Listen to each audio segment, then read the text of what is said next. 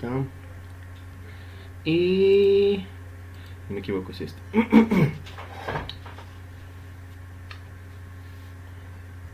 ¿Dónde está? Acá está.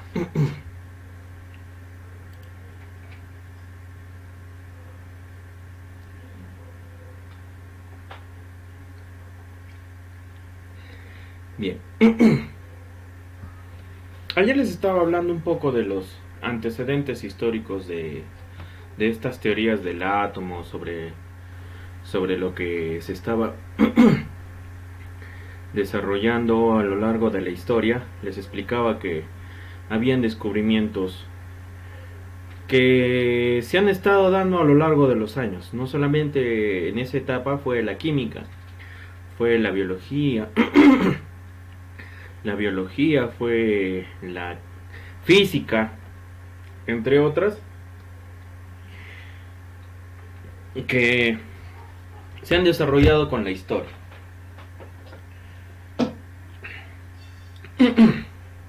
Hoy día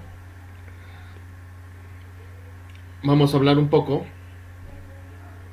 sobre esos descubrimientos. ¿Qué nos decía Dalton? El modelo atómico. ¿Ya? ¿Qué pasa? ¿Por qué se le aduce que no es propiamente un modelo atómico?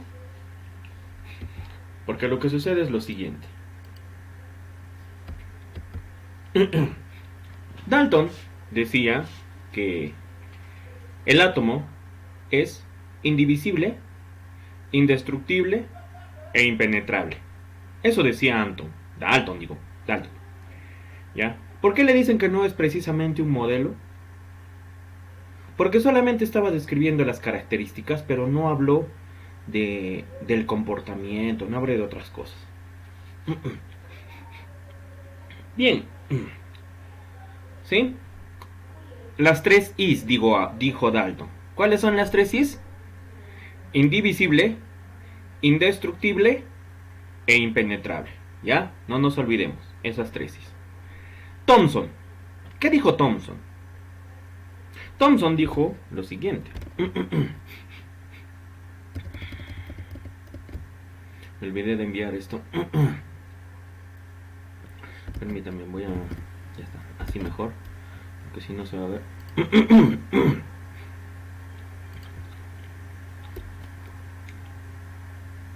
Me olvidé de enviar, a ver, permítame un segundito.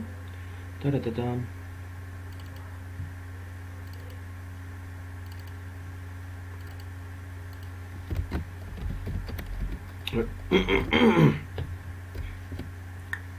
Ya, listo.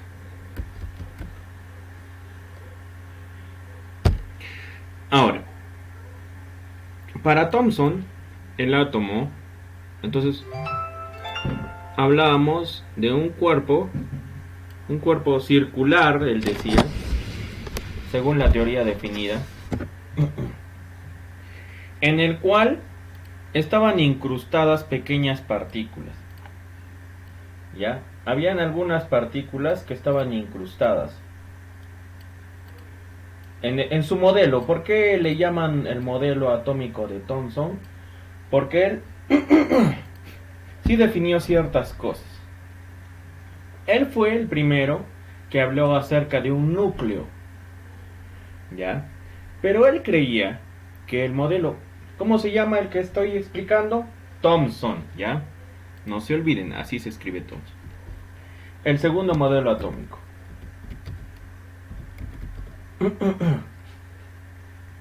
Thomson. Ahora, a este modelo se le conoce con un nombre bastante particular. El budín con... ¿alguien sabe?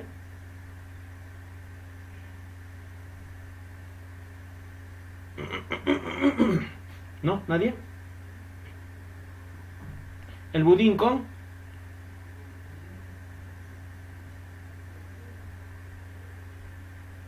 el budín con pasas.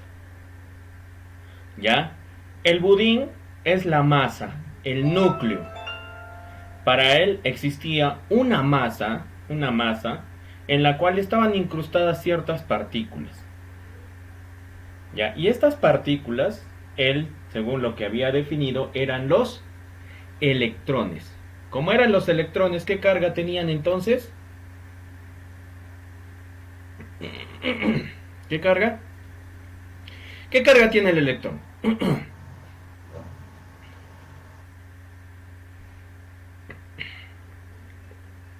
¿Se está viendo mi pantalla?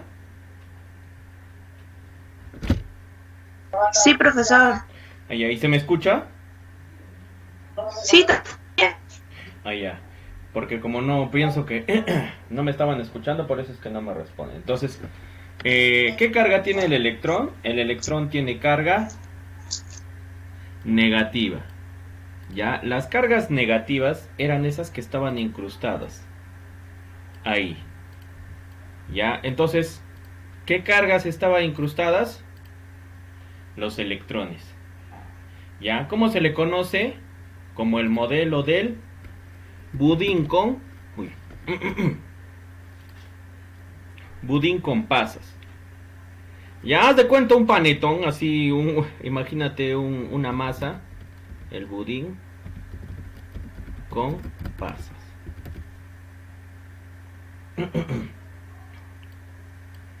Ahora, esas cargas estaban incrustadas, así como presenta aquí. ¿Ya? ¿Qué es lo que está diciendo? Cargas negativas incrustadas en un núcleo positivo. Entonces, todo este núcleo, ¿qué carga tiene? Todo el núcleo es una carga, es una sola carga. Una carga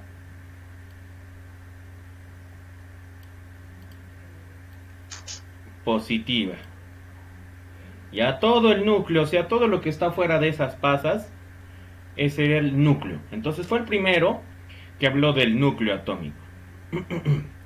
Pero poco a poco se fue desarrollando más. El tercer modelo, el modelo de Rutherford, habla que el átomo está hueco. La masa y la carga positiva están concentradas en el núcleo. Fuera están los electrones negativos. ¿Ya? Entonces eso era así. ¿Sí? Eso era como tener... habían cargas que estaban adheridas, estaban juntas una a la otra,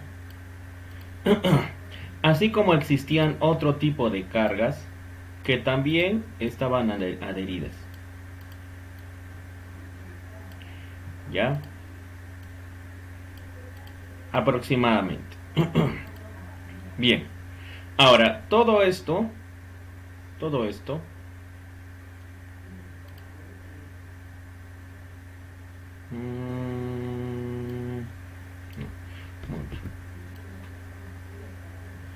esto él le llamó núcleo. ¿Ya? Todo lo que hay aquí es el núcleo. No, me equivoqué. Todo lo que hay ahí es el núcleo. Ayer estuvimos hablando acerca del núcleo. ¿Qué elementos teníamos en el núcleo? ¿Qué partículas subatómicas habían en el núcleo atómico?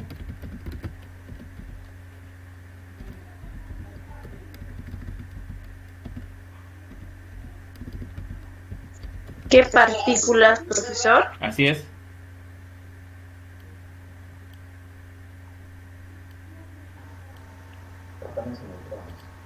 Así es. Protones y neutrones. Ya, los protones y neutrones estaban en el núcleo atómico. Y fuera del núcleo, ¿qué existía?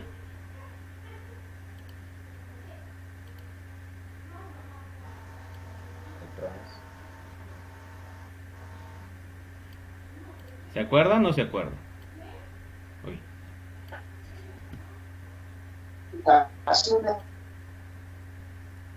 Fuera del núcleo, ¿qué había?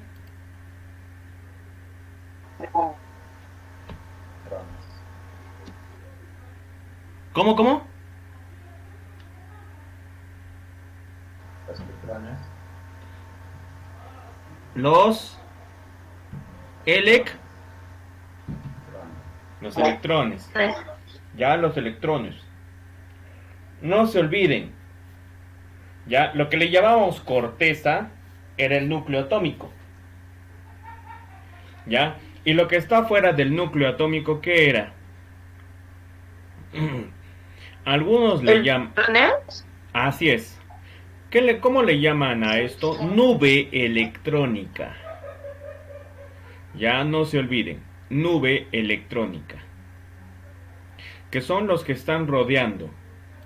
Pueden estar en esta forma o pueden estar en esta forma. Bueno, no tengo mucho... No... Uy, ya me equivoqué. Pueden estar horizontales, verticales o inclinados, en fin, en distintas direcciones. ¿Ya? Entonces, esa envoltura que rodea al núcleo, toda esa parte, el volumen que podría adquirir, se le conoce como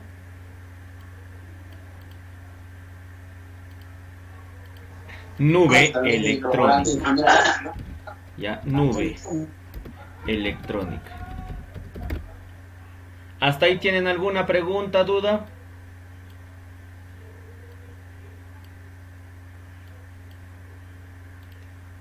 Yo siento, profesor. Ya, perfecto. ¿Por qué se le llamaba nube En todo. electrónica? Porque ¿Por qué se dice que era hueco? Porque la nube electrónica no era sólida. ¿Ya? Eran como líneas en las cuales nada más los electrones estaban circulando. Pero no era como alguna estructura formada y establecida. Por eso era hueco. Porque entre lo que es los orbitales y el núcleo existe un gran espacio. Es hueco, es vacío. ¿Ya? Entonces, en el núcleo atómico no se olviden que tenemos los protones y los neutrones, perdón, los protones y los neutrones. Y en la nube electrónica que tenemos, por criterio, nube electrónica. ¿Qué tenemos? Los electrones. Nube electrónica, que están los electrones. Sí, así es. ¿Ya? Las órbitas es algo así como lo que tenemos en la constitución de la Tierra. Son como los planetas. ¿Ya? Si no me entienden, entonces vamos a poner una imagen. Voy a guardar esta imagen antes de pasar al siguiente modelo, porque le definieron a este modelo atómico como el sistema planetario. ¿Ya? ¿Por qué lo definieron como el sistema planetario? Por una sencilla razón. Como él definió que habían órbitas, entonces, ¿dónde está? Permítame.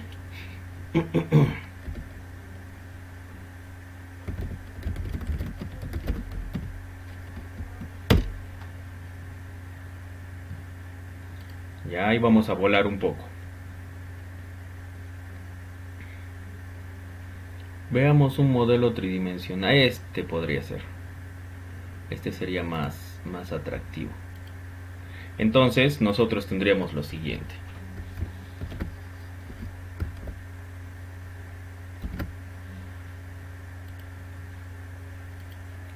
Acá los planetas se desplazan en diferentes direcciones. Y es lo mismo. El electrón era parecido. Esta parte que es ocupada como el Sol, ya esta parte, para ¿quién? Rutherford, no Pero tenía. Ya, para Rutherford, esto es el núcleo. Y acá están los protones y los... solo sale Google.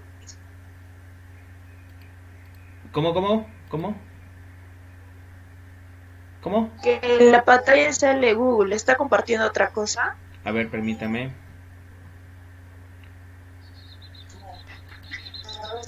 Es que mi pantalla sale Google, no sale otra cosa. Ya, ¿se ve o no se ve ahí la figura del planeta? Sí, A ver, un momento. Cargando. Está cargando, profesor. Sí.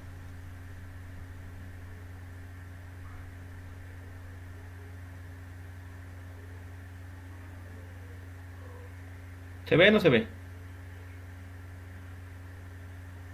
Sí, profe, se ve. Ya, entonces vamos a continuar. Acá en el centro tenemos... ¿Por qué se le llama sistema planetario solar?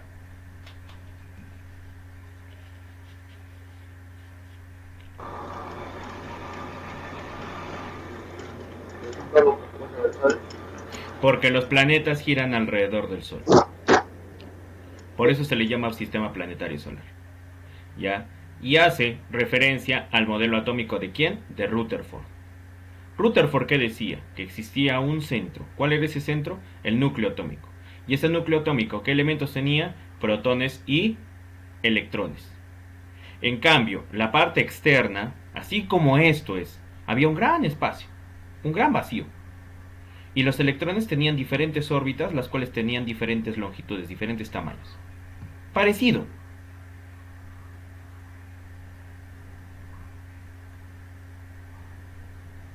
¿Ya? ¿Hasta ahí me entienden? Sí, profesor. Ya. Ahora, lo que viene, ya sí es lo que se refiere a modelos actuales. Luego llegó el señor, perdón, Niels Bohr, y empezó a hablar de otras cosas que no simplemente eran cuestiones así de elementales. ¿Ya? Entonces metieron conceptos como estos. Los rayos catódicos. ¿Ya? Para poder encontrar primero, o sea, para hablar de los modelos atómicos, se tiene, o sea, bueno, necesitamos entender que ellos hicieron estudios. Thomson, ¿no? No te olvides, el modelo atómico de Thomson, ¿cómo se conoce? Como el budín con... Con pasas. Pasas. Ya, el budín con pasas. Entonces lo que pasa es que se puso una lámina de cobre, ya, una lámina de cobre y se bombardearon. ¿Por qué se les llamó rayos catódicos? Porque lo que se bombardeó fueron partículas alfa, cátodos, ya. ¿A qué se refiere con cátodos? ¿Por qué? Porque lo que pasa es lo siguiente, ya, lo que sucede es lo siguiente. Como te estarás dando cuenta, esta placa, ya, no sé si se observa, lo voy a acercar un poco. Esta placa que se tiene aquí, tiene una partícula negativa, tiene una carga negativa. Y por este lado, esta otra placa tiene una carga positiva. Por lo tanto, él demostró lo siguiente, que habían algunas partículas que pasaban a través de esta placa, este dispositivo, y se reflejaban en una pantalla fluorescente. Llegaban a ese punto, con lo cual demostró que dos partículas de diferente signo se atraen, ¿ya? Y lo cual también demostró que dos partículas del mismo signo se repelen. Él en sí descubrió al electrón, porque fue la partícula que atravesaba. Positivo y negativo se atraen, atravesó esto. Y descubrió el electrón. Estas dos placas eran cargadas y se hacían pasar rayos catódicos. Y lo que pasaba era que habían algunos rayos que atravesaban todas las placas, ¿ya? Y habían otros que se repelían. Y con eso demostró que existía el electrón. ¿Cómo se llama? Los rayos catódicos del modelo de Thomson. Porque Thomson, ¿cómo descubrió el electrón? Porque radió con partículas alfa. Ya radió dos placas, y las cuales fueron atravesando esta superficie. O atravesaban, o eran, o sea, tenían repulsión. Se reflejaban y ¿cómo le llamaríamos? Regresaban. No atravesaban esta superficie. Ya, entonces, este modelo, como entenderás, estas placas tenían dos cargas. Una carga negativa y una carga positiva. Y cuando se irradió esto, se demostró que existían unas partículas que se pegaban al polo negativo y otras que se pegaban al polo positivo. Y habían otras que eran desviadas. Entonces descubrió al electrón. Este señor descubrió el electrón. ¿Cómo descubrió el electrón? Por esa interacción. ¿Ya? No te preocupes, esto no es muy complicado. Lo único que tienes que entender es que él bombardeó con rayos alfa, ¿ya? Con rayos alfa. Principalmente lo que observó fueron los alfa, porque positivo con positivo se repelía, y luego lo que hizo fue bombardear con otras partículas. ¿Ya? Y así a él se le aduce el descubrimiento del electrón. ¿Ya? El descubrimiento del electrón. Entonces, acá lo va a explicar. Al someter a un gas a baja presión a un voltaje elevado, este emitía unas radiaciones que se conocieron como rayos catódicos. ¿Ya? Al someter a un gas. Entonces, lo que hacía era colocaba acá a través de este dispositivo un bomba al vacío. ¿Por qué se le llama? Porque por acá ingresaba un gas. ¿Ya? Y ese gas, permítame un segundito.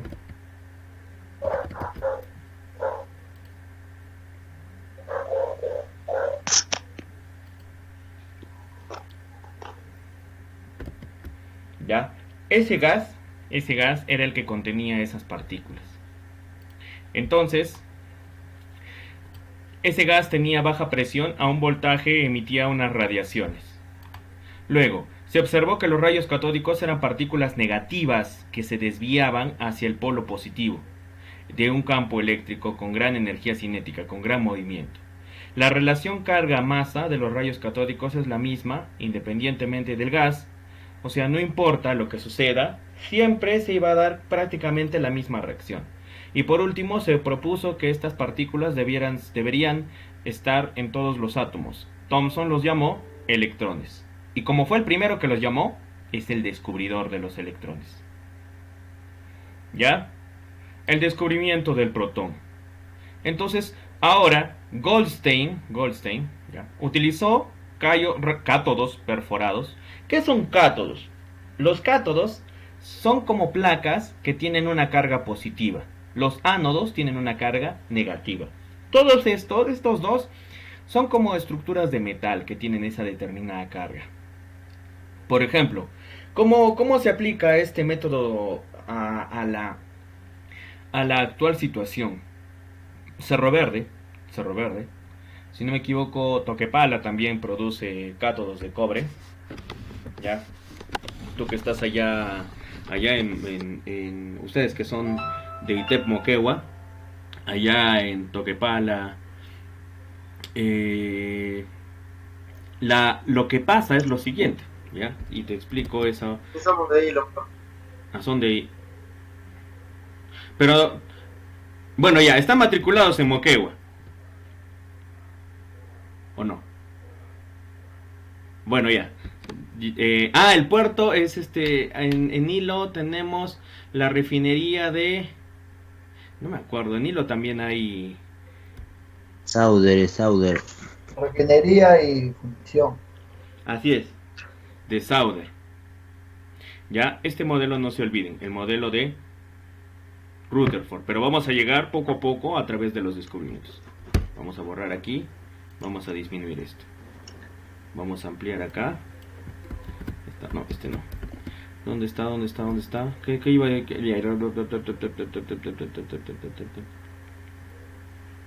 ya. Pasa lo siguiente. Cuando nosotros hablamos de Cerro Verde, cuando nosotros hablamos de una mina, la química se aplica ahí. ¿Ya?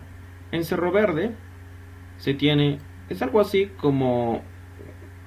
Mejor lo hubiese separado más. Ya. En Cerro Verde se tiene un dispositivo que almacena una gran cantidad de líquido. ¿Ya? Ese líquido es ácido sulfúrico concentrado. ¿Ya? Ese ácido sulfúrico concentrado empieza a depositarse hasta determinada zona en el proceso denominado como electrodeposición. Primero se vierten partículas de ¿qué? Se vierten partículas de ácido sulfúrico. ¿Y por qué te voy a explicar esto? No es para que te intente adelantar e intente que te marees, sino necesito decirte que este descubrimiento que hizo Thomson es muy importante para la aplicación en la vida actual. Teníamos ácido sulfúrico y principalmente las minas como Toquepala y Cerro Verde que explotan.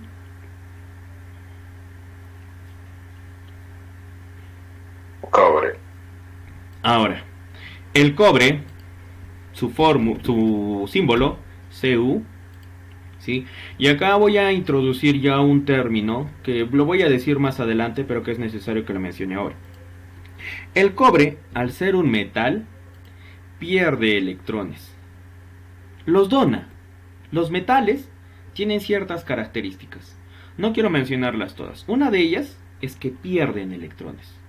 Al perder esos electrones, se supone que para que se deposite en algún lugar, como tiene y genera una carga positiva, debe encontrar una carga ¿de qué tipo? Para atraerse. Activo.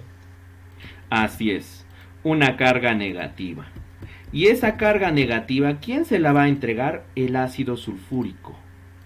Ya, fórmula del ácido sulfúrico H2SO4. Y lo que sucede es simple. Ya, es simple.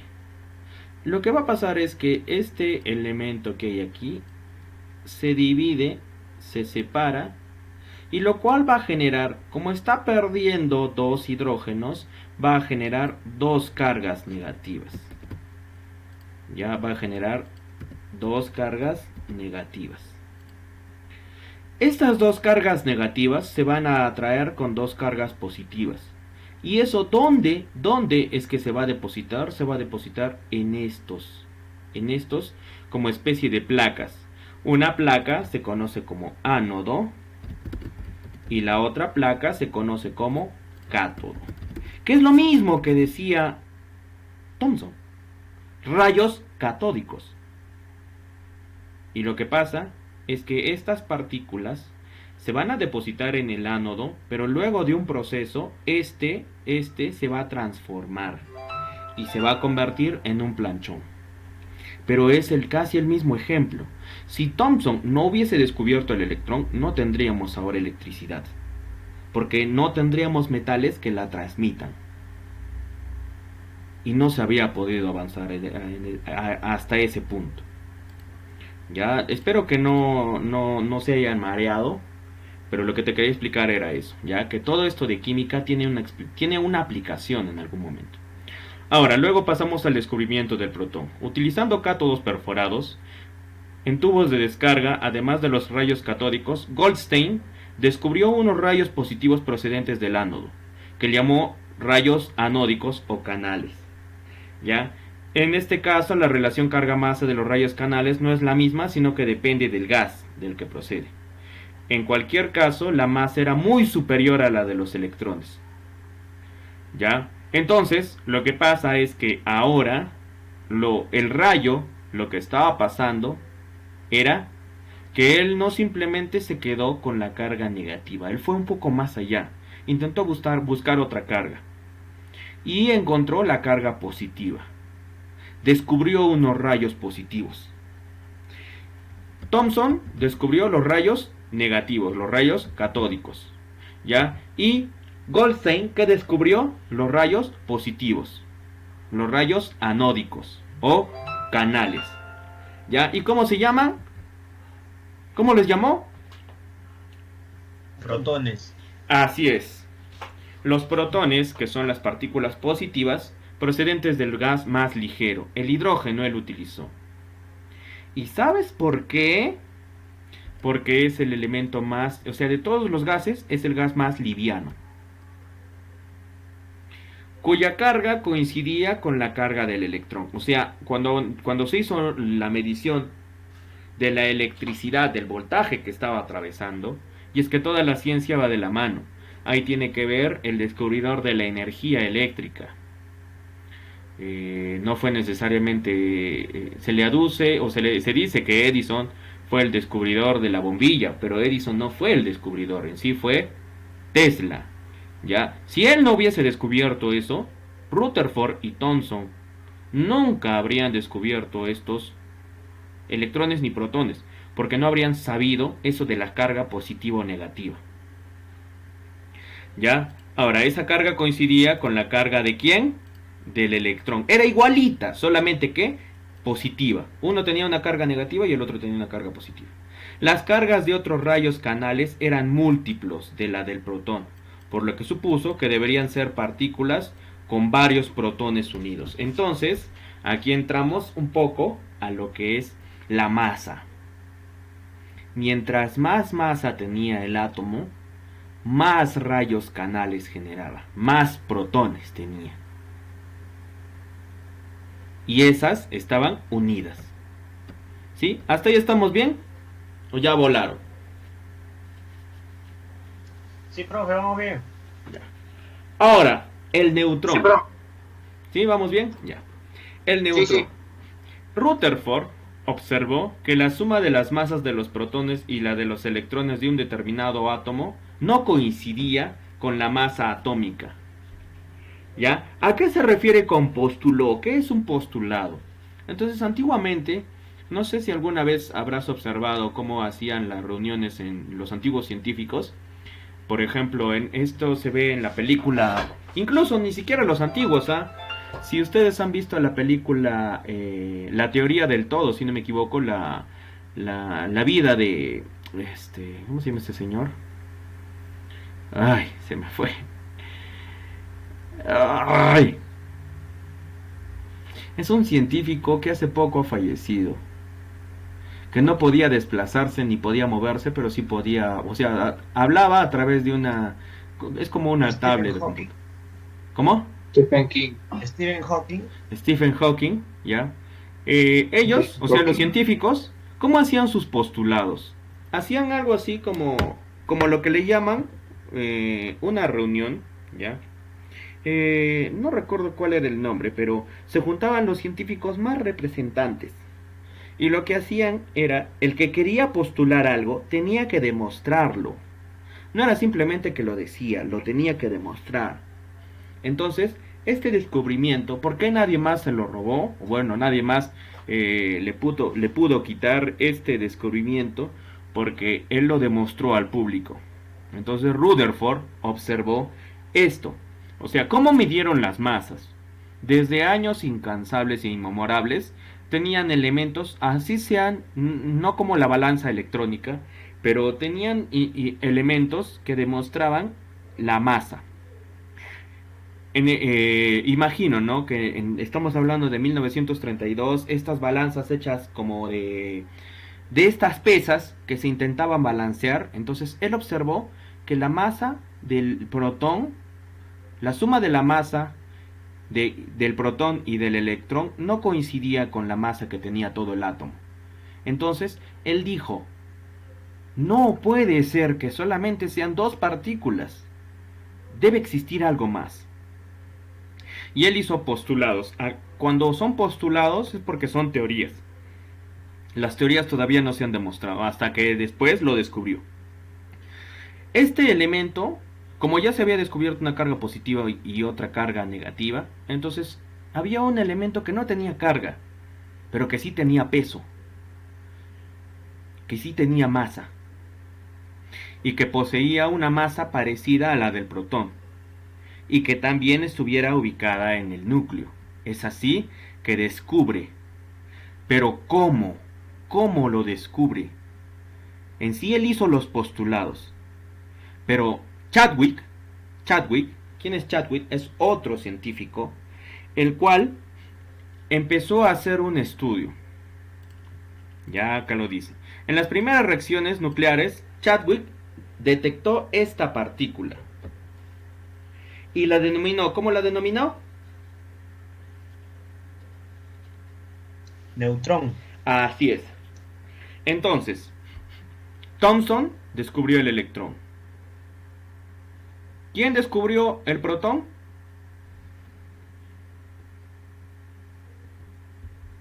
¿Quién descubrió el protón? Goldstein, ya. Goldstein descubrió el protón. ¿Quién descubrió el neutrón? Chadwick. Chadwick. Ya, los Chadwick. años no son tan relevantes. Yo no quiero que se memoricen. Esto no es un colegio. Yo lo que quiero es que lo relacionen.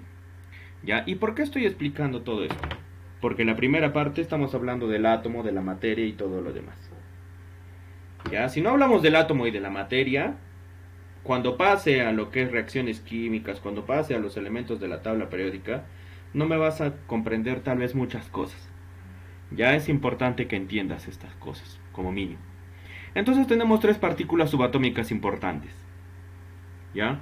Las fundamentales, ¿cuáles son? El protón, el electrón y el neutrón.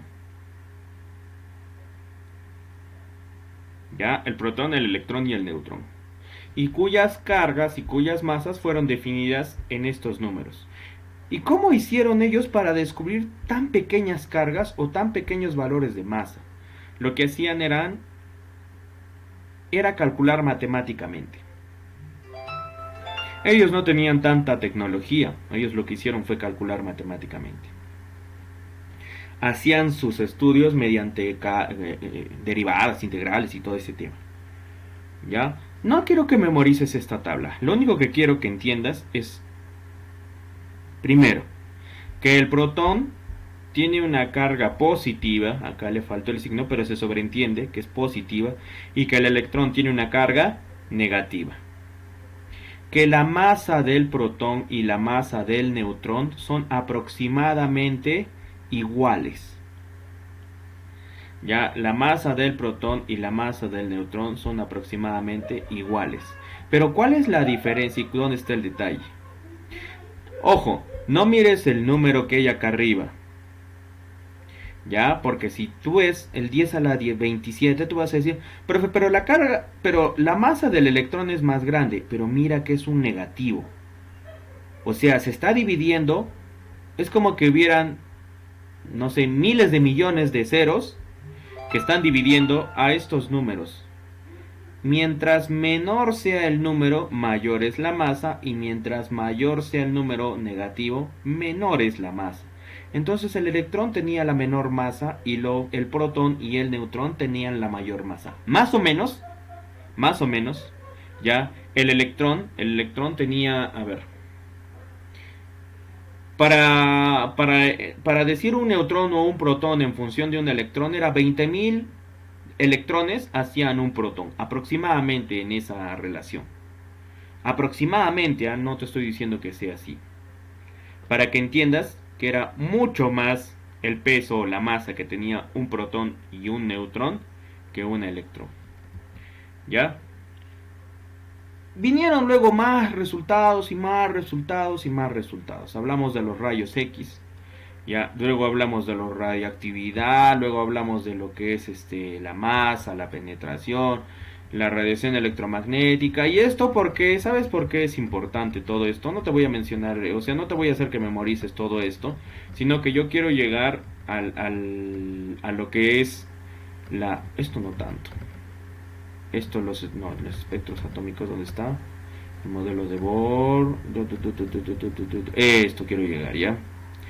Voy a pasarme las partes que yo crea que son tal vez irrelevantes para el curso, que no ayudan mucho.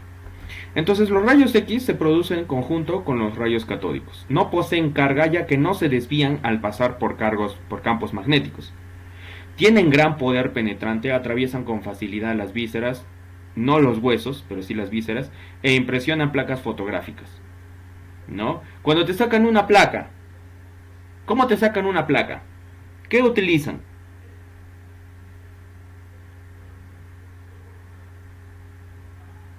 Rayos X. Rayos X. Rayos XV. Sí, P. Rayos X. ¿Ya? Los rayos X viajan a la velocidad de la luz, a 300.000 kilómetros por segundo. ¿Ya? Y estos rayos X ionizan los gases. ¿Qué significa? Que los gases que sean atravesados por los rayos X van a ser transformados o convertidos en partículas positivas y negativas. A eso se refiere ion. Un ion es un elemento que se descompone o que disipa partículas negativas y partículas positivas. Bien, luego habló, este señor fue el que mencionó el término o que introdujo la radioactividad, pero no fue el que descubrió. ¿Quién descubrió la radioactividad? ¿Quién me puede decir? ¿Alguien sabe? Es una... Profe, ¿fue Becquerel?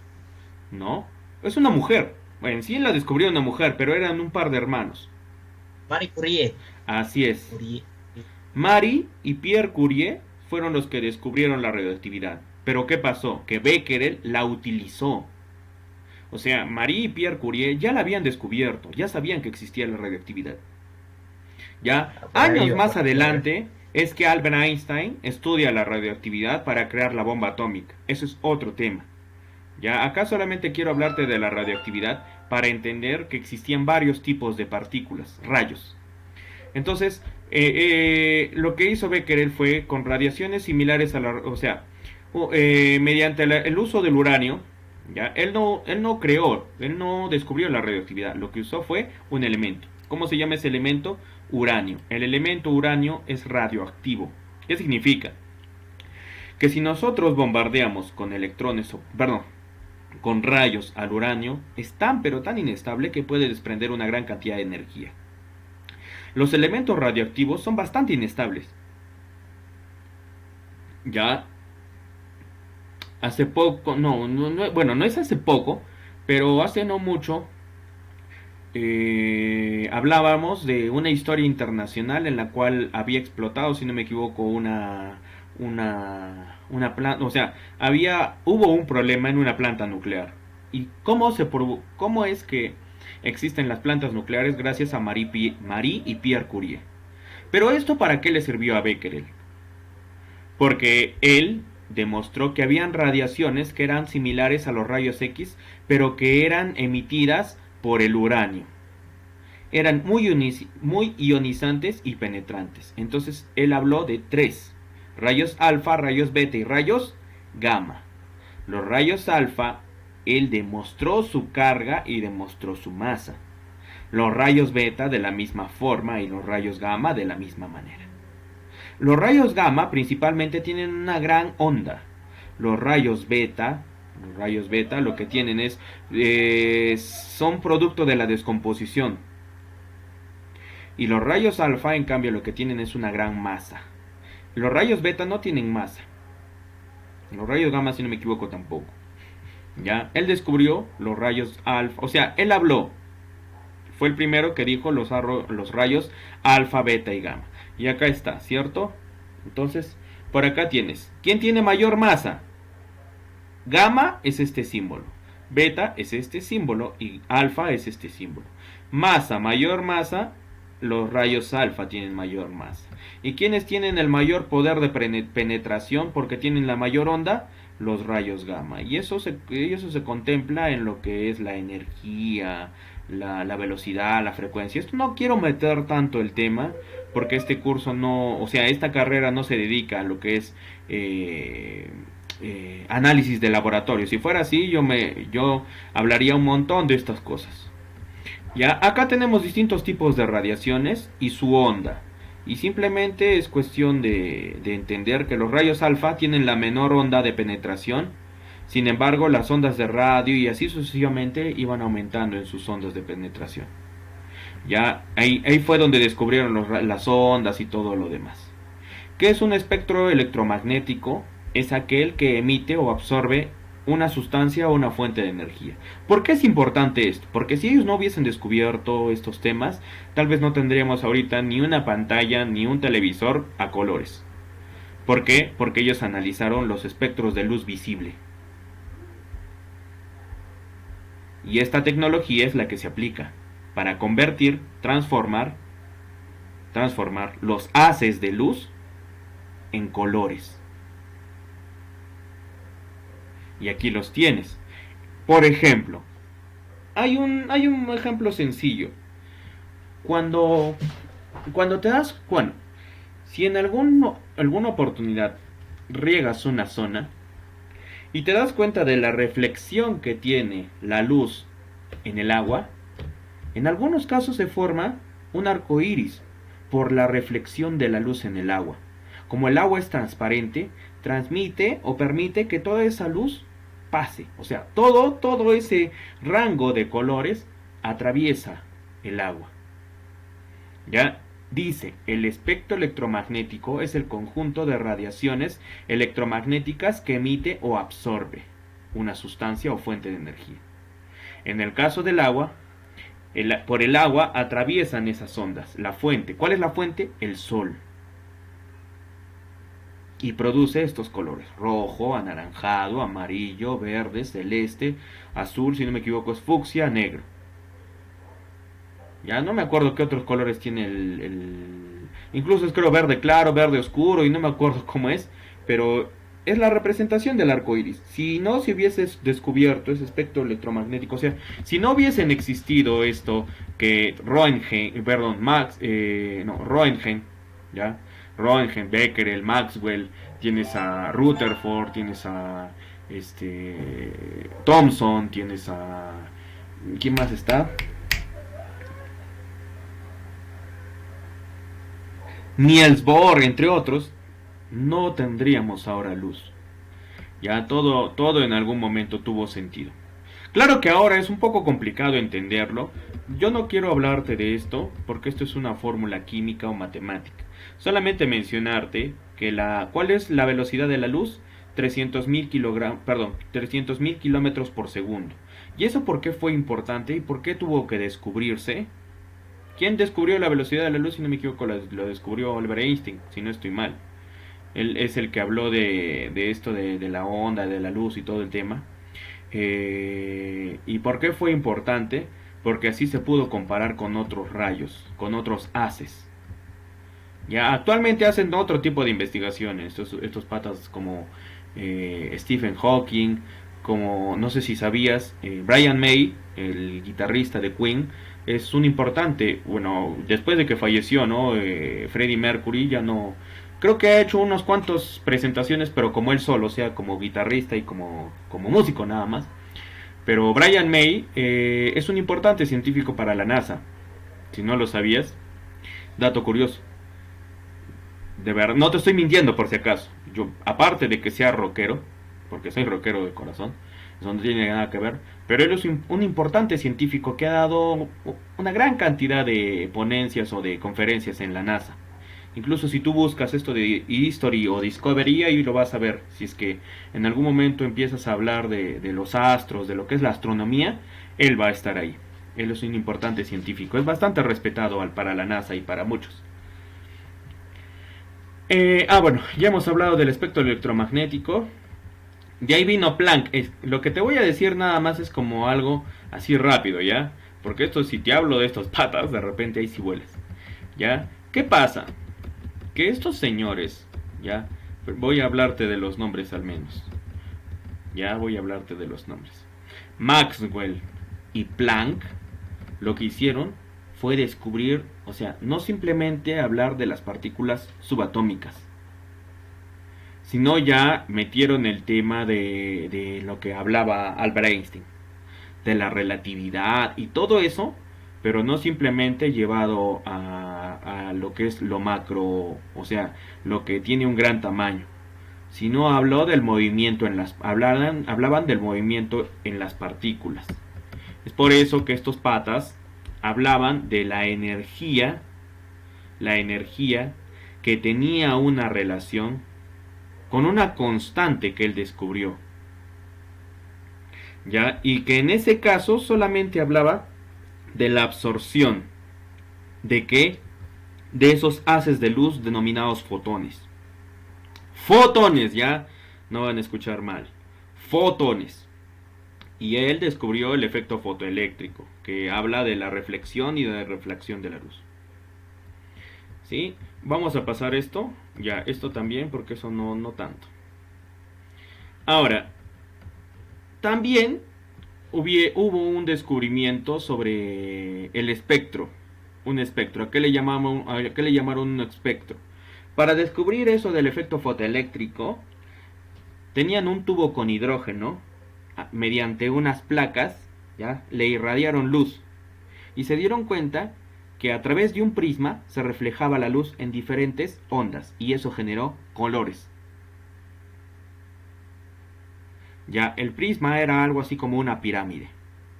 Pero era diferente cuando las dos, o sea, tenías dos placas que atravesaban este tubo o esta muestra de hidrógeno, a cuando las dos placas estaban delante de la muestra de hidrógeno. Porque cuando las dos placas estaban delante del tubo de hidrógeno, solamente se formaban colores, ya así como definidos. Pero cuando las dos placas estaban entre la muestra de hidrógeno, o sea, una adelante y una atrás, y se pasaba un haz de luz blanca, a través del prisma se reflejaba la luz y se observaba algo así como un arco iris. Ya hablábamos del espectro de emisión. El espectro de emisión, ¿a qué se refiere? Que a través de colocar esas dos placas en esa posición, se observaba que estaba generando un color en específico, que se podía generar un color. Pero a través del espejo de absorción, ¿qué significa? Que iba a retener la luz, es que se generaba toda esa variedad de colores. Con un prisma. Igual, si por ahí tienes un prisma, o sea, hecho de vidrio, si no me equivoco, puedes hacer reflejar la luz y podrías reflejar un arco iris. ¿Ya? Porque es luz blanca. ¿Quién tiene luz blanca? El sol. Ya. Este modelo sí te va a hacer romper el coco. Ya, este modelo sí te va a hacer romper el coco. ¿Sí? Y prepara tu concentración, por favor. ¿Ya? Entonces, vamos a hablar parte por parte. Primero, el modelo de Bohr. Bohr habló de los electrones que giran alrededor del núcleo, únicamente en órbitas. O sea, que tenían una determinada longitud. ¿Ya? Que era particular de cada uno. Cada línea espectral se correspondería con un salto de una órbita. ¿A qué se refiere? Que pudiera saltar un electrón de una órbita a otra órbita. Cada línea espectral se correspondería con un salto de una órbita a otra, para lo cual precisa una cantidad exacta de energía. O sea, Bohr halló la cantidad matemática de energía que necesitaba un electrón para saltar de una órbita a otra órbita. ¿Ya? Lo cual corresponde con una determinada frecuencia, esa frecuencia de energía, esa frecuencia que estábamos hablando del haz de luz. La energía absorbida por un electrón al pasar de un nivel superior, ya al pasar, o sea, cuando un electrón pasaba a un nivel superior, absorbía energía. En cambio, cuando un electrón pasaba a un nivel inferior, emitía. ¿Qué significa? Que cuando un electrón intenta salir hacia la parte superior, necesita más energía. ¿A qué me refiero? Ya, y esto lo voy a explicar con el sistema planetario. Ya de repente ya volaste, ahora sí me imagino ya como que ya cruzaste chicotes de repente. Hasta ahí ya me imagino ahora sí, ¿no? Ya un poco como que ya... ¿Qué? ¿What? Vas a decir, ¿no? Ya, a ver, hasta ahí me imagino esa última parte no te ha quedado muy clara. Te lo voy a explicar acá con el modelo planetario, ¿ya? No te hagas problemas, mi estimado, mi estimado. Entonces, acá tenemos el modelo planetario. Es sencillo, ¿ya? Y tú fija y observa las ondas. A ver, me confirma por favor si ven mi pantalla y la imagen, ¿ya? ¿Ven la pantalla? ¿Ven la imagen? Sí se ve, profesor. ¿Sí? ¿Los demás? ¿Ven? ¿No ven la imagen? Sí se ve. Ya. ¿Qué me han dicho a través del chat? Profe, buenas tardes, jóvenes señoritas. ¿Cómo están? ¿Cómo van? Hoy día nos vamos a traumar. Ya. Acá entonces. No sé si se observe, pero existen algunos planetas que tienen una mayor ¿Cómo se llamaba? En el caso de los electrones, orbital. Ya, hay unos que tienen un orbital que presenta una mayor longitud, menor longitud, y así poco a poco que se van apegando y se van acercando al núcleo. Es lógico que mientras más cerca estén al núcleo, tienen mayor energía, pero, necesitan mayor energía para separar ese electrón del núcleo.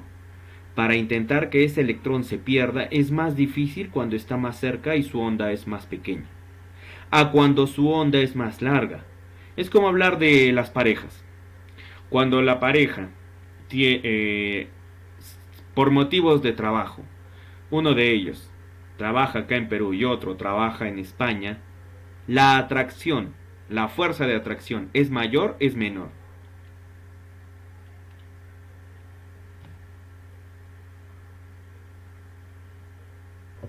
Mayor. Ahora, ya, imaginemos que al comienzo sí, su fuerza de atracción es mayor porque se pueden comunicar y todo. Va pasando los años y la pareja sigue teniendo esa misma situación. Imaginemos, la mujer vive acá en Perú y el hombre vive allá en España. La fuerza de atracción después de 5 años, ¿sigue siendo mayor? Igual que los cachos. No, ya baja, bro. Ahora, ¿qué pasa? Y esto depende de la longitud, la distancia que haya. Voy a cerrar esto, no me gusta cuando interrumpe ese anuncio. Porque no me deja trabajar estas cosas. No puede ensayar. ¿Y qué pasa?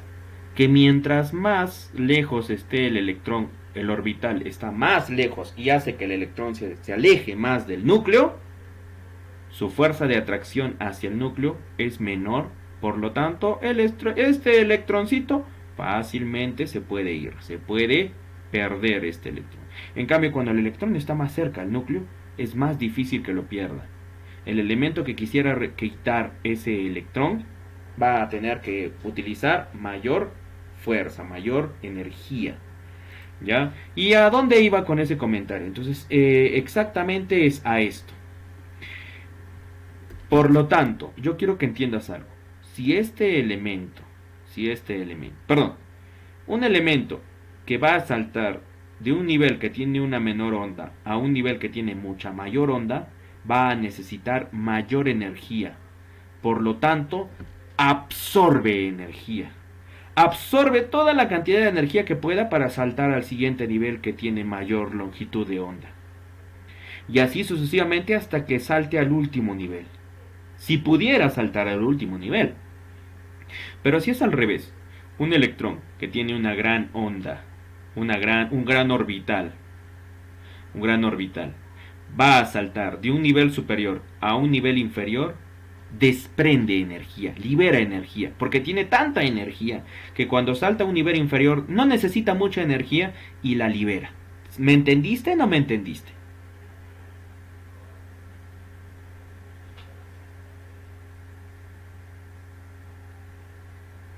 Más o menos. No los escucho, ¿me entendiste o no me entendiste? Más o menos, profesor. Ya, otra vez. Menos, profe. Ya, otra vez. Lo voy a dibujar por acá. Tenemos, imagínate esto, ¿ya? Acá está ese orbital. Y acá tenemos al núcleo. El electrón va a estar por aquí. Ya, ahí está el electrón. Ya, en comparación de otra onda. En comparación de esta onda. No parece, está muy pegada ahí él. No tiene que estar, o sea, es un espacio que está ahí. Ya, y por acá está el electroncito. Ya, pregunta. ¿Qué va a pasar cuando este electroncito de aquí intente saltar al siguiente nivel? Va a necesitar energía. Necesita más energía porque acá utiliza más energía. Por lo tanto, para que este electrón salte al siguiente nivel, necesita absorber. Es como tú. ¿Cómo así, profe? Imagínate, ¿ya? Como decía, una pareja se va a tener que separar. los esfuerzos que van a realizar para seguir manteniendo esa relación van a ser mayores, van a ser menores.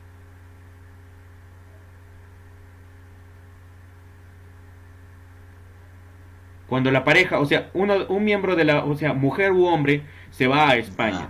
Mayores. Mayores, es lo mismo. Cuando saltas, o sea, ahora de repente parejas vivimos cerca. Las dos parejas vivimos en Moquegua, las dos parejas vivimos en Ica, las dos parejas vivimos en Arequipa, los dos vivimos en Tacna. Ya.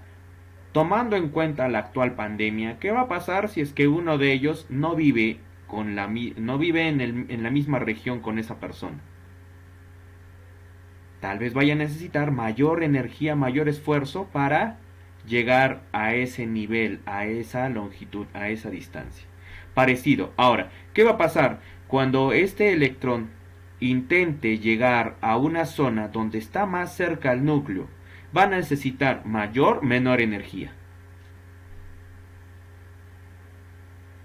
Menor energía. Menor energía. Por lo tanto, en vez de absorber, ¿qué va a hacer?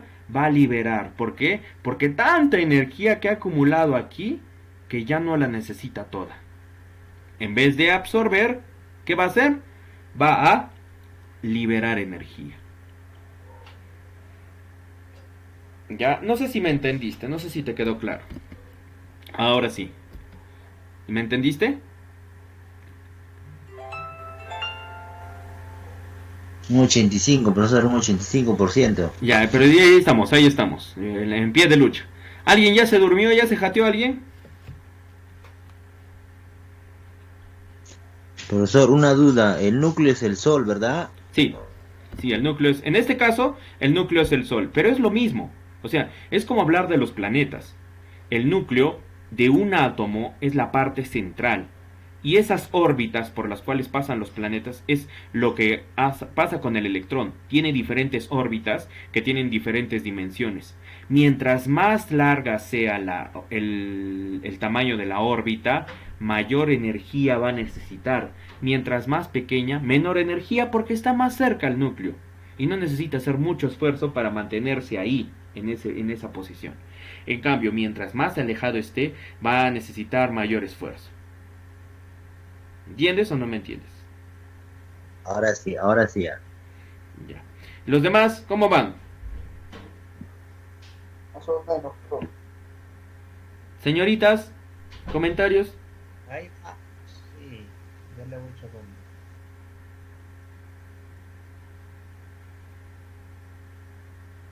Comentarios.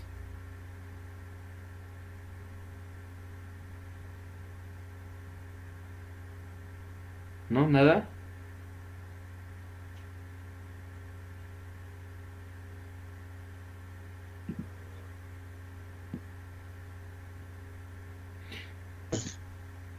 ¿Qué? ¿De verdad, señoritas, no me han entendido ustedes? Ya no, no. Sí, profesor. Allá.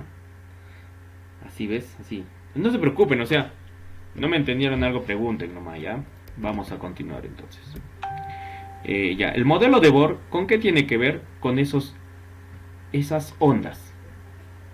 ¿Ya? Y lo que ya te he dicho, eso es lo que habla el modelo de Bohr.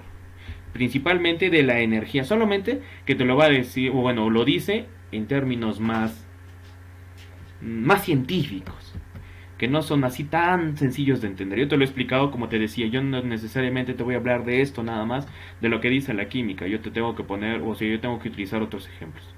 Entonces acá tenemos al núcleo, esa carga positiva es el núcleo, y las ondas o esas líneas circulares que están pasando son los orbitales. Mientras más lejos esté del núcleo, y lo que pasa es que un electrón que va a querer saltar al siguiente nivel va a necesitar mayor energía, por lo tanto, absorbe. Cuando un electrón absorbe energía electromagnética pasa al siguiente nivel, pasa a un nivel mayor. Del nivel 1 que está cerca al núcleo pasa al 2 y de ahí pasa al 3, pero necesita más energía. Va a absorber energía. En cambio al revés, cuando un electrón tiene un mayor nivel e intenta saltar hacia un nivel anterior, un nivel menor, absorbe, libera energía. ¿Ya? Ahora, esto ya lo hemos dicho ayer, ¿no? El número atómico es el número de protones que tiene un átomo, porque recordemos, siempre, o sea, los electrones puede perder o puede ganar. Por lo tanto, no veamos esa relación. ¿Ya? No veamos esa relación. Tú ves siempre la relación, ¿ya? Siempre vas a ver la relación peseta. ¿Ya? ¿A qué me refiero la relación peseta? Entonces voy a borrar este modelito. Por si acaso lo voy a guardar acá como imagen. Por si acaso nomás. Si en algún momento lo voy a necesitar. ¿Ya? ¿A qué me refiero con la peseta?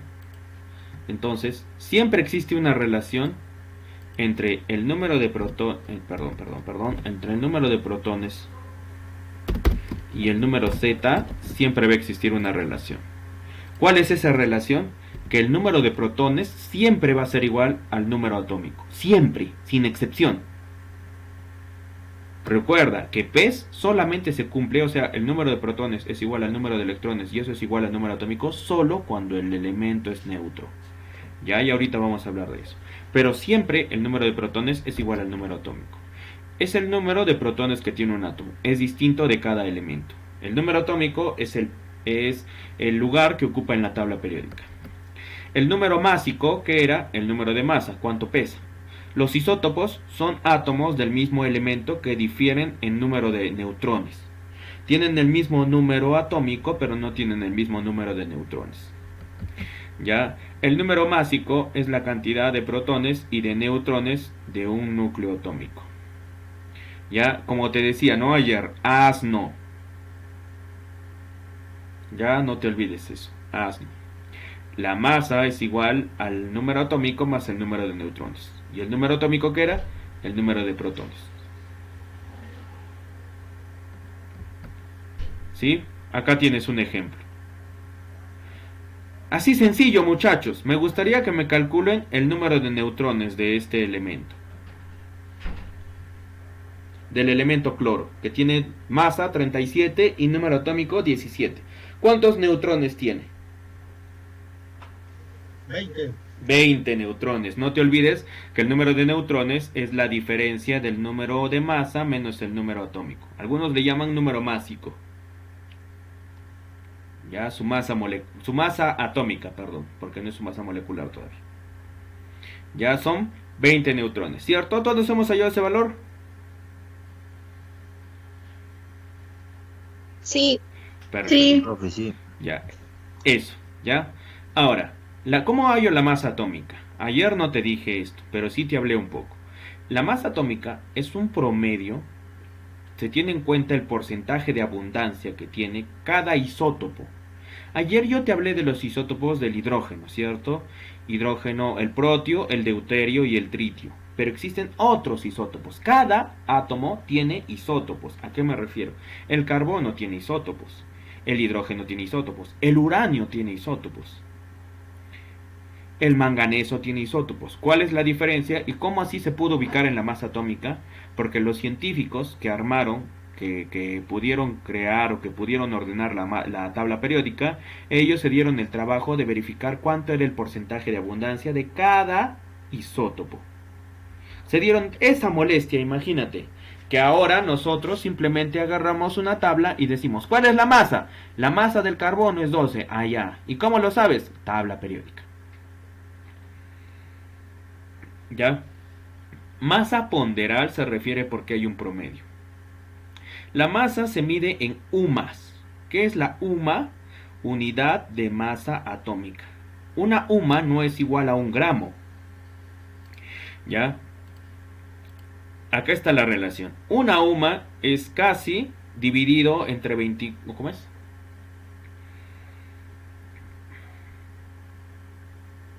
Una UMA es como agarrar un gramo y dividirlo entre un 1 con 24 ceros. O sea, es una partícula chiquitita, es una masa casi ínfima. Ya, eso es una UMA. 1.6 por 10 a la menos 24 gramos. Un gramo, imagínate, tan pequeñito, menor, mucho menor que un gramo. Acá te está diciendo, se mide en UMAS. la 12ª parte de la masa del átomo del carbono 12. ¿Y cómo se halla eso? Sencillo, utilizas una fórmula, ¿ya? Entonces, voy a escribir esa fórmula. La masa de un elemento es igual, ¿a qué es igual la masa de un elemento? Al porcentaje de abundancia del primer isótopo, ¿ya? Del primer isótopo por la masa de ese isótopo, más el porcentaje de abundancia del isótopo 2 por la masa del isótopo 2, más el porcentaje de abundancia del isótopo 3 por la masa del isótopo 3, más puntos suspensivos, más el elemento N por la masa N.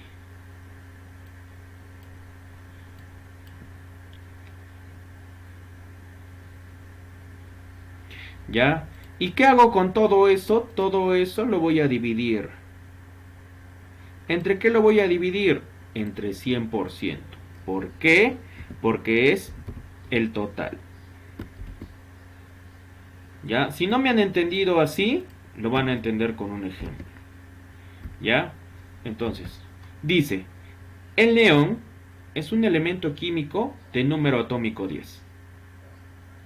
Ya, su número atómico es 10. En la naturaleza se encuentran 3 isótopos de masas atómicas: 19.99, 20.99, 21.99 UMAS. Si sus proporciones respectivas son del 90.92, 0.26 y 8.82, ¿a qué se refiere sus masas, sus proporciones respectivas? Entonces vamos a poner por acá datos. Ya, datos, 2 puntos. Sí, datos. ¿Qué datos tienes? Primer isótopo. ¿Cuál es la masa del primer isótopo? La masa del primer isótopo es 19.99. ¿Sí? ¿Estamos bien? Profe, sí. Ya, sigamos. Ahora, necesitamos hablar del porcentaje de abundancia. ¿Cuánto es su porcentaje de abundancia del primer isótopo? Si dice respectivos, ¿qué significa? Que al 19.99 le corresponde 90.92%. 90.92%. El siguiente elemento, el isótopo 2. ¿Cuál es su masa? Su masa es 20.99. ¿Y cuánto es su porcentaje de abundancia? En este caso es 0.26%. 0.26%. ¿Y el átomo número 3 cuánto es? ¿Cuánto pesa el elemento 3? El elemento 3 pesa 21.99. ¿Sí? ¿Y cuánto es su porcentaje de abundancia? 8.82. Así es. 8.82 por ciento. ¿Ya? Reemplaza los datos y utiliza la fórmula y ya salió. En vez de poner porcentajes, simplemente pon los valores y lo divides entre 100. Entonces, ¿cómo sería la fórmula aquí? Entonces acá, resolución. La masa sería igual, ¿a qué sería igual? Primer masa, primer porcentaje de abundancia, 90.92. Por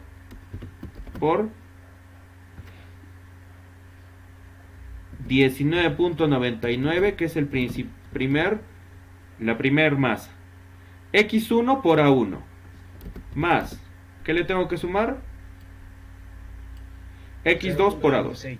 0.26 por 20.99. Más. Al final, ¿cuánto va? 8.82. Por Sí. 21.99. 21.99. Ya está. Multiplicas y lo sumas. Y al final, todo ese valor lo divides entre ¿cuánto? Entre 100 nada más. Como ya estamos quitando el porcentaje, entonces solamente le divides entre 100. Porque se supone, por ciento, se va a dividir entre 100%, los porcentajes se van a cancelar. Entonces solamente me va a quedar un número. ¿Cuánto sale? Calculadoras.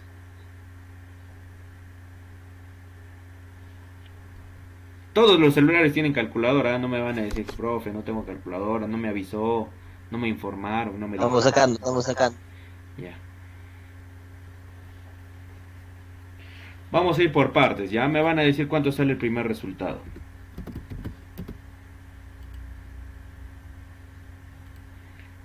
¿Cuánto sale 90.92 por 19.99? 1.827. A ver. Uy, permíteme. No me está funcionando.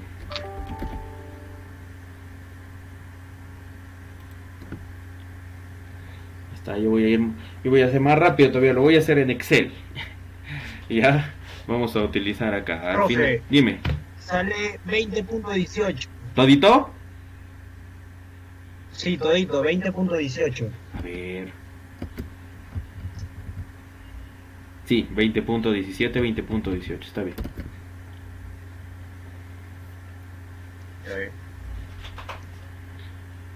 Mientras yo acá, a ver, haciendo parte por parte, acá, a ver, está cargando un momento el Excel, entonces mientras va cargando, a ver, 20, ¿cómo sería? A ver, 22, 180, 1818.4, 1818.4, 0.01, ah, su madre, no, muchos decimales.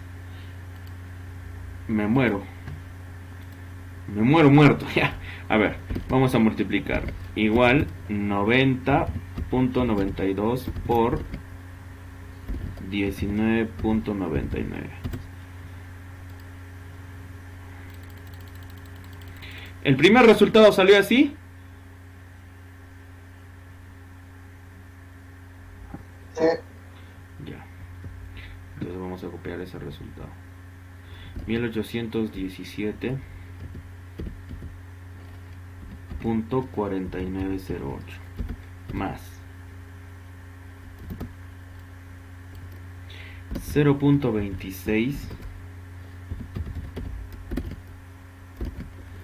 por 20.99. 5, ¿sí salió así? 5.45. Sí. Sí, profe, sí. 5.4574 más finalmente 8.82 por 21. Por 21.99. ¿Salió así? Sí. 193.9518. Listo, Calixto, por la que la lucha es mucha. Ya está. Suman esto y lo dividen entre 100. Nada más. Entonces, eso es sencillo. En Excel todavía es más sencillo. Acá simplemente voy a sumar. ¿Dónde está? Autosuma. Ya está. Y este resultado lo voy a dividir entre 100. Y sale 20.17 en este caso. Pero más menos decimales, 20.18 es aceptable. Tampoco vamos a hacer, o sea, si sale 21, sí estaría mal. Pero si sale 20.16, 20.15, 20.17, 20.18, está en el rango. Por decimales, ya, bueno, se puede permitir. 20.17, 20.18 está bien. Ya ahí está el resultado. Esa es la masa. Y como se ha encontrado, así, mira. Para los que no entendieron. Multipliqué cada porcentaje de abundancia por su masa. Sumé con el siguiente porcentaje de abundancia por su masa. Sumé con el siguiente porcentaje de abundancia por su masa y todo se divide entre 100. Calculas todos esos resultados y los divides entre 100 y te sale 20.17 UMAS. Si quieres sacar en kilogramos, Acá está la relación. 20.17 UMAS. Pero una UMA pesa 1.66 por 10 a la menos 27. Este factor al final lo puedo colocar. Lo único que tendré que multiplicar es 20.17 por 1.66. Si quiero también lo multiplico. Entonces igual 20.17 por 1.66. ¿Y cuánto? Me sale 33.4822. Ya, en este caso le han puesto con otro o sea, le han quitado ceros, por eso es que sale 3.348.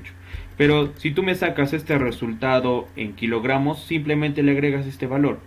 O sea, 33.4822 por 10 a la 27. ¿Por qué?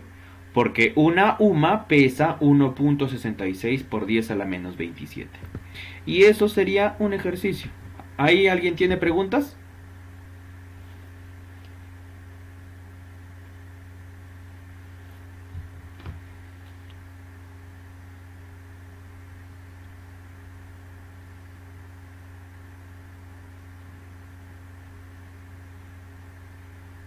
¿Tienen preguntas, niños y niñas? Todo claro, profe, todo claro.